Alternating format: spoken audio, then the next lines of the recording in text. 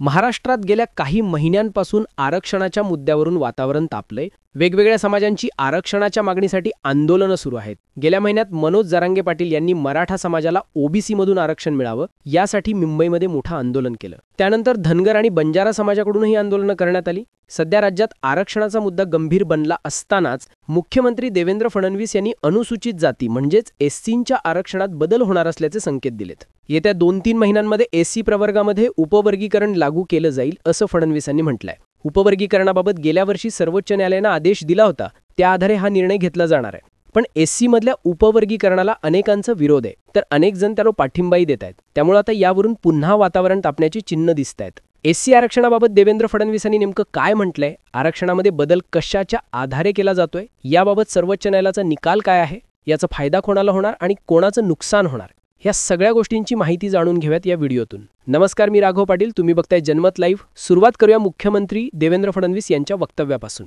फडणवीस यांनी अनुसूचित जातींनाही क्रीमिलेअर फॉर्म्युला लागू करण्याचा प्रस्ताव सरकारच्या विचाराधीन असल्याचं असं म्हटलंय। अनुसूचित जाती आरक्षणाच्या वर्गीकरणासाठी नेमलेल्या समितीचा अहवाल अंतिम टप्प्यात असल्याचंही त्यांनी सांगितलंय। एका वृत्तवाहिनीला दिलेल्या मुलाखतीमध्ये त्यांनी हे वक्तव्य केलंय। फडणवीस म्हणाले की अनुसूचित जातींना सुद्धा क्रीमिलेअर फॉर्म्युला लागू करण्याचा विचार आम्ही करत आहोत, कारण प्रत्येक राज्यामध्ये अनुसूचित जातींमध्ये एकाच विशिष्ट जातीचं वर्चस्व असतं, त्यांनाच आरक्षणाचा लाभ अधिक मिळतो। त्यामुळे न्यायालयाकडून अनुसूचित जात प्रवर्गाच्या आरक्षणाचं वर्गीकरण करण्याचं आवाहन करण्यात आलंय। त्या आधारे वर्गीकरणासाठी आम्ही हायकोर्टाच्या माजी न्यायाधीशांच्या अध्यक्षतेखाली एका समितीची नियुक्ती केली आहे। सध्या या समितीचं काम सुरू असून समितीचा रिपोर्ट अंतिम टप्प्यात आहे। हा रिपोर्ट आल्यावरती पुढच्या 2-3 महिन्यांमध्ये अनुसूचित जातीच्या आरक्षणामध्ये वर्गीकरण लागू केलं जाईल। हा मुद्दा स्पष्ट करताना फडणवीसांनी ओबीसी प्रवर्गातल्या क्रीमिलेअर आणि नॉन क्रीमिलेअरचा उल्लेख केलाय। ओबीसी प्रवर्गामध्ये क्रीमिलेअर आणि नॉन क्रीमिलेअरची व्यवस्था आहे। ओबीसीतली एखादी व्यक्ती आर्थिकदृष्ट्या सक्षम असेल तर तिला आरक्षणाचा लाभ मिळत नाही, हा लाभ नॉन क्रीमिलेअर वर्गाला मिळू शकतो। आता सुप्रीम कोर्टाच्या आदेशानुसार अशीच व्यवस्था अनुसूचित जातींसाठीही लागू केली जाऊ शकते, असं फडणवीसांनी स्पष्ट केलं। म्हणजेच काय तर ओबीसी प्रमाणेच क्रीमिलेअर आणि नॉन क्रीमिलेअरचं सिस्टम एससी मध्येही आणण्याचे संकेत त्यांनी दिलेत। आता सरकार ज्या आधारावरती हे करतंय तो निर्णय सर्वोच्च न्यायालयानं गेल्या वर्षीच दिला होता। सर्वोच्च न्यायालयानंच एससी आणि एसटी प्रवर्गामध्ये उपवर्गीकरण करण्याबाबत निकाल दिला होता। न्यायालयाच्या निकालामध्ये नेमकं काय म्हटलं होतं ते बघू। सर्वोच्च न्यायालयाच्या 7 न्यायाधीशांच्या खंडपीठानं गेल्या वर्षी 1 ऑगस्टला त्याबाबत निर्णय दिला होता। तत्कालीन सरन्यायाधीश DY चंद्रचूड यांच्या अध्यक्षतेखालील खंडपीठानं राज्यांना एसटी प्रवर्गामध्ये उपवर्गीकरण करण्याची परवानगी दिली। न्यायालयानं 6-1 अशा मतानं हा निकाल दिला होता। यासह सर्वोच्च न्यायालयानं 2004 मध्ये EV चिन्ह याविरुद्ध आंध्र प्रदेश राज्य या खटल्यामध्ये दिलेला निकालही फिरवण्यात आला। एससी एसटी हा एकसंध गट आहे, त्यांचं आणखी विभाजन करता येणार नाही असं त्यावेळी न्यायालयानं म्हटलं होतं। मात्र 2024च्या निकालामध्ये सर्वोच्च न्यायालयाने एससी एसटी मध्ये वर्गीकरण करण्यास परवानगी दिली। सर्वोच्च न्यायालयाच्या या निकालानंतर राज्य सरकारनं उच्च न्यायालयाचे निवृत्त न्यायमूर्ती अनंत बदर यांच्या अध्यक्षतेखाली एक समिती स्थापन केली। या समितीला उपवर्गीकरणाचं स्वरूप निश्चित करण्याची जबाबदारी देण्यात आली होती। असा आदेश 15 ऑक्टोबर 2023ला काढण्यात आला। या समितीनं 3 महिन्यांमध्ये अहवाल द्यावा असं सरकारनं म्हटलं होतं। मात्र त्यानंतर समितीला आधी 8 महिन्यांसाठी आणि नंतर 6 महिन्यांसाठी मुदतवाढ देण्यात आली।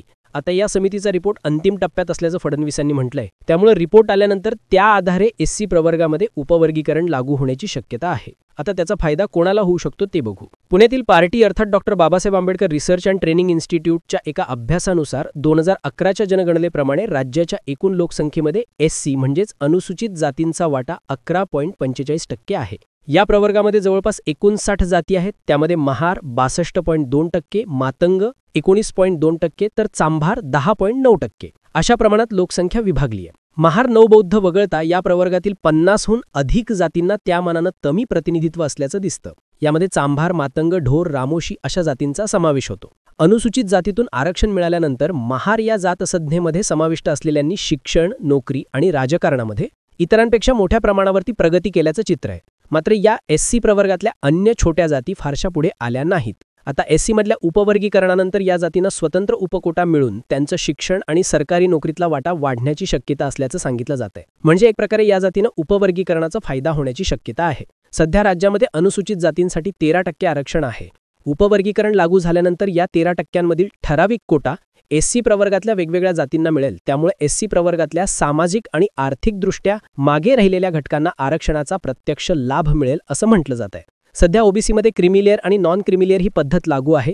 क्रिमिलेअर म्हणजे ओबीसी समुदायातला सामाजिक आणि आर्थिकदृष्ट्या प्रगत वर्ग. त्यांना सरकारी नोकरी आणि शैक्षणिक संस्थांमध्ये आरक्षणाच्या लाभांपासून वगळण्यात आलंय. यासाठी काही निकष लावण्यात आलेत. ज्यांचा कुटुंबाचं वार्षिक उत्पन्न 8 लाख रुपयांपेक्षा अधिक असेल, पालक अ किंवा ब श्रेणीच्या सरकारी नोकरीवरती असतील किंवा ते एखाद्या उच्च पदावरती असतील, त्यांचा समावेश क्रिमिलेअरमध्ये करण्यात आलाय. क्रिमिलेअरमध्ये येणाऱ्यांना नॉन क्रिमिलेअरपेक्षा आरक्षणाचा लाभ कमी मिळतो. आता अशाच प्रकारचं वर्गीकरण अनुसूचित जातींमध्येही होऊ शकतं. सरकारनं नेमलेल्या समितीचा अहवाल आल्यानंतर ते केलं जाईल. एससी प्रवर्गातल्या अनेक समाजांनी याचं समर्थन केलंय. सरकारनं सर्वोच्च न्यायालयाच्या आदेशाची तातडीने अंमलबजावणी करावी अशी मागणी उपवर्गीकरण आंदोलनाचे नेते गणपत भिसे यांनी केली आहे. अनुसूचित जातींच्या उपवर्गीकरणासाठी मातंग आणि इतर समाज जिल्ह्यामध्ये आंदोलन करतायत असं त्यांनी सांगितलं. एससी प्रवर्गातल्या अशा वर्गीकरणाला अनेकांचा विरोधही आहे. विरोध करणाऱ्यांचं म्हणणं आहे की आरक्षण हा संविधानानं दिलेला अधिकार आहे. तो आर्थिक नव्हे तर सामाजिक निकषांच्या आधारे देण्यात आलाय. संविधानाने दिलेल्या आरक्षणामध्ये क्रिमिलेअरसारखी कुठलीही तरतूद नाही. तसंच अशा प्रकारे वर्गीकरण झालं तर अनुसूचित जातींमधला सामाजिक सळोखा नष्ट होण्याची भीती व्यक्त केली जाते. याबाबत रिपब्लिकन सेनेचे आनंदराज आंबेडकर यांनी म्हटलंय की देशात जातीनिहाय जनगणना झालेली नाही. त्यामुळे एससीमध्ये कुठली जात किती टक्के आहे त्याची कुठलीही निश्चित माहिती उपलब्ध नाही. त्यामुळे आपणच अ ब कड असं ठरवून वेगळ्या प्रकारे आरक्षण देणं योग्य नाही. आता या वर्गीकरणाच्या आडून राजकीय फायदा कसा घेतला जाऊ शकतो ते बघू. सर्वोच्च न्यायालयाचा निकाल गेल्या वर्षी 1 ऑगस्टला आला. त्यानंतर ऑक्टोबर महिन्यामध्ये राज्य सरकारनं उपवर्गीकरणाचं स्वरूप निश्चित करण्यासाठी समिती स्थापन केली. म्हणजेच लोकसभा निवडणुकीनंतर आणि विधानसभा निवडणुकीच्या आधी. लोकसभा निवडणुकीत राज्यात महायुतीला अपेक्षित यश मिळालं नव्हतं. मात्र 6च महिन्यात झालेल्या विधानसभा निवडणुकीत युतीने दणदणीत विजय मिळवला होता.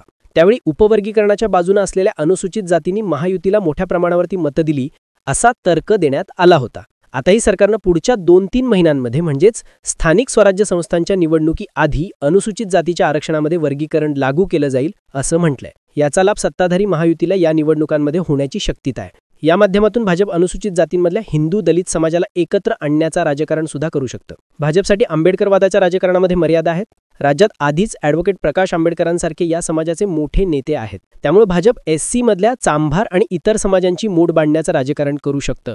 एससी मधल्या ज्या जाती हिंदू धर्मामध्ये येतात त्यांना आपल्याकडे आणण्याचा प्रयत्न भाजपद्वारे केला जाऊ शकतो.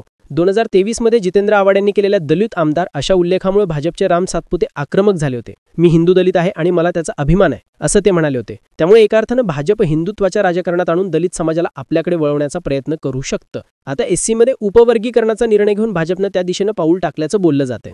एकूणच काय तर देवेंद्र फडणवीसांनी केलेल्या एससी मधील उपवर्गीकरणाच्या वक्तव्यानंतर राज्यातलं वातावरण तापू लागलंय.